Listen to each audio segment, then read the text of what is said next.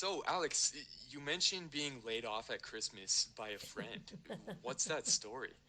That story, that's a fun one to start off with. Okay, so I was working, I had been headhunted by a software company. I was heading up sales in North America and EMEA, and there was another guy in APAC, and he was laid off prior to Christmas. So the writing was sort of on the wall. They were running out of money. I was making sales, but I was probably the only person on on the team at the time that was making sales.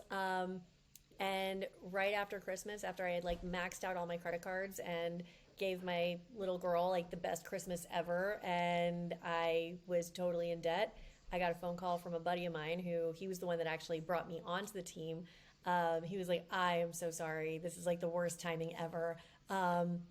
They can't keep you on." And I'm like, awesome. So yeah, no, it was amazing. So I had like a minor freak out, and luckily I was at my mom's house. So it was my mom and my stepdad, and me and my daughter, and I went into solve the problem mode, right? So I'm literally like laying down. They're in Kansas City at the time, and I'm like sitting by a fire. My daughter's watching cartoons, and I'm just like writing down what can I do. And I launched an ebook and a funnel, and went out and got clients as soon as I came back to Florida, which was like 2 days later, because I figured that it was going to be way easier to get clients than look for a real job in January.